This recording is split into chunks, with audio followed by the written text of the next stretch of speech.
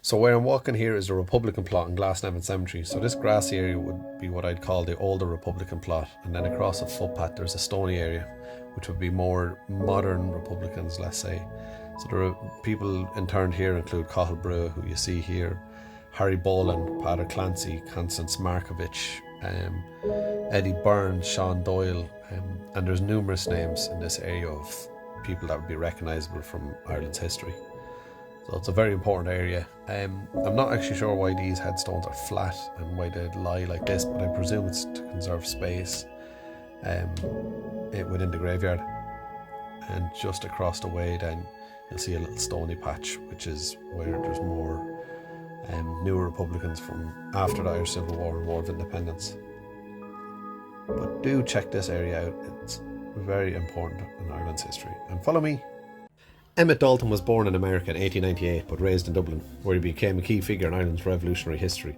He joined the British Army during World War I, earning the Military Cross for bravery, but later turned to the Irish Republican cause. A trusted ally of Michael Collins, Dalton served in the IRA during the War of Independence and later supported the Anglo-Irish Treaty. During the Civil War, he was a senior officer in the National Army. Tragically, Dalton was with Collins at Ballinablaw in 1922 when Collins was ambushed and killed, an event that haunted him for the rest of his life. After the war, Dalton stepped away from politics and helped build Ireland's film industry, founding Ardmore Studios in the 1950s. He died in 1978, remembered as a soldier, patriot and pioneer of Irish cinema. This is his resting place in Glasnevin Cemetery, and you can just about spot Collins' grave from Emmet Dalton's. His brother Charlie was also a member of Collins' intelligence unit, and I'll follow that up with another video. If you like my content, follow for more. Meet Elizabeth O'Farrell, a brave Irish nurse and revolutionary. Born in Dublin in 1883, she joined the nationalist movement and was a member of Cumann na mBan, the women's paramilitary group. In 1916, during the Easter Rising, Elizabeth served as a combat medic and courier, risking her life under fire to carry messages between rebel leaders. When the rebels surrendered, it was Elizabeth who walked through gunfire with a white flag to deliver their surrender to British forces. Though often cropped out of photos, she played a key role in that moment in Ireland's history. After the Rising, she continued her work as a midwife and activist, quietly shaping the future of Ireland until her death in 1957. And here she lies in Glasnevin Cemetery, a long time with her lifelong friend and companion, Sheila Grennan. If you like my content, please do follow along for more. And if you have any suggestions, let me know. Joe Clark was born in 1882. He was a lifelong Irish Republican and a veteran of the 1916 Easter Rising. He fought bravely at Mount Street Bridge and was later imprisoned by British forces. A staunch opponent to the Anglo-Irish Treaty, Clark aligned with the anti-treaty side during the Civil War and remained deeply committed to Irish unity throughout the rest of his life. Active in Sinn Féin until his final days, he was known for his unwavering dedication to the Republican cause. Joe Clark passed away on April 22, 1976 at the age of 94. He was one of the last surviving 1916 veterans and a symbol of enduring resistance to Ireland's struggle for independence. And this is his very small grave in Glasnevin Cemetery. He also set up the National Graves Association. Follow me for more. Arthur Griffith was one of the founding fathers of modern Ireland. Born in Dublin in 1871, he was a writer, political thinker and the founder of Sinn Féin in 1905, a movement that would later lead Ireland to independence. Griffith believed in Irish self-rule and promoted non-violent resistance to British control. After the 1916 Rising, though not a participant, his ideas gained traction. By 1921 he was a key negotiator of the Anglo-Irish Treaty, which created the Irish Free State. Controversially, it meant partition, but Griffith saw it as a stepping stone to full independence. He became president of Dáil Éireann in 1922, but died just months later, aged 50, exhausted by the political turmoil. Arthur Griffith left behind a legacy of determination, diplomacy, and the belief that Ireland could shape its own destiny, not with guns, but with ideas.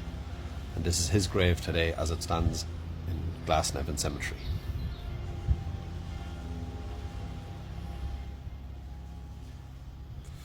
Arthur Griffith. And follow me for more. The first grave you see here is of Muriel Gifford MacDonagh, the wife of Thomas MacDonagh, and the sister of Grace Gifford, who married Joseph Plunkett, both signatories of the Irish Proclamation. She sadly died just 1 year after the 1916 Easter Rising in a swimming accident in Skerries, County Dublin. And there's also her children are buried here alongside her. Next to her grave is the grave of the O'Rahilly. He was involved in the counter orders issued by O'Macneil on the first day of the 1916 Easter Rising. He drove across the country to issue the orders issued by O'Macneil, but seeing that the rising was taking place, he decided to join the leaders in the GPO. He died on Moore Street, and there's another video attached. Next to him is the grave of O'Donovan and Rossa. In 1915, Padraig Pearse read a famous speech which stirred nationalism and republicanism across Ireland. And the last one is John Devoy, one of the most famous Fenian leaders. He is seen as one of the main driving forces of Irish republicanism in the 20th century. Follow for more. Michael O'Flanagan was born in 1876. He was a passionate Irish priest, scholar and revolutionary, a champion of both faith and freedom. He combined his religious vocation with a deep commitment to social justice and Irish nationalism. O'Flanagan was an outspoken supporter of Sinn Féin and served as its president and vice president during some of the most turbulent years of Ireland's struggle for independence. He believed that the church should stand with the people, even when it meant defying conservative norms. Known for his powerful oratory skills, he gave the graveside oration at the funeral of O'Donovan Rossa alongside Padraig Pearse. Despite facing censure from the church authorities, he remained steadfast in his beliefs. Michael O'Flanagan died in 1942, and today he rests in Glasnevin Cemetery. If you like my type of content, please follow along for more. Eamon de Valera was one of the most influential figures of 20th century Irish history. Born in New York in 1882 to an Irish mother, he was raised in County Limerick. De Valera rose to prominence during the 1916 Easter Rising, where he was one of the leaders, narrowly escaping execution. He became a key political voice in Ireland's fight for independence, later opposing the Anglo-Irish Treaty, which led to the Civil War. In 1926 he founded Fianna Fáil, a political party that would dominate Irish politics for decades. As Taoiseach and later President, De Valera helped shape modern Ireland, drafting the 1937 Constitution, maintaining neutrality during World War II and championing Irish sovereignty. Known for his astute manner and deep commitment to Irish nationalism, De Valera served in public life for over 50 years. He died in 1975 at the age of 92, leaving behind a complex but towering legacy. And this is his family plot here today as it stands in Glasnevin Cemetery. Follow for more. Chuck Feeney was a billionaire who chose to die nearly broke, but all by design. Born in 1931 during the Great Depression, Feeney co-founded duty-free shops and quietly amassed a fortune. But unlike most tycoons, he lived simply, flying coach, wearing a $10 watch and renting modest apartments. Through his foundation, Atlantic Philanthropies, he secretly gave away over $8 billion to causes like education, health and human rights across the globe. He believed in giving while living, using wealth to make a difference in your lifetime. Chuck Feeney's life wasn't just about making money, it was about giving it away to create a better world. His legacy is one of quiet generosity and purposeful impact. He was Irish-American and chose to be buried in Glasnevin Cemetery in Dublin when he passed away. And this is his grave. If you like my content, follow for more.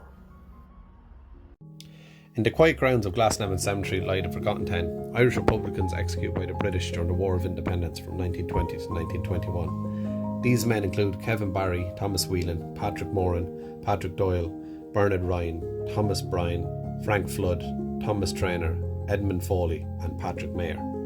They were hanged in Mountjoy prison and buried in unmarked graves, while their memory faded over the decades. But in 2001 their remains were exhumed and honoured with a full state funeral. Today they rest with dignity in Glasnevin, remembered not just as rebels but as young men who gave their lives for Ireland's freedom. And you'll see this as you enter Glasnevin Cemetery, and it's quite easy to see. And next to it is Roger Casement. If you like my content, please do like, share and follow. Detective Sergeant Patrick Smith was born on 28 December 1867 in County Longford. He was a seasoned member of Dublin Metropolitan Police's G Division. Known for his relentless pursuit of Irish Republicans, Smith earned the nickname the Dog amongst nationalists. On July 30th, 1919, Smith became the first G Division officer targeted and shot by Michael Collins' newly formed assassination unit, the Squad.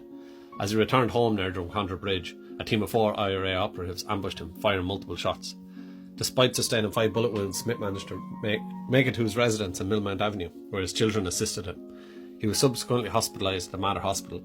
After lingering on for over a month, Smith succumbed to his injuries on September 8, 1919. Smith's assassination marked a significant escalation in the War of Independence, signalling the IRA's shift towards targeting British intelligence operatives. This event underscored the intensifying conflict between Irish Republicans and British forces. Smith is buried close to some of the operatives who attacked him on that day. He's buried in Glasnevin Cemetery. This is his grave. If you like this content, follow for more.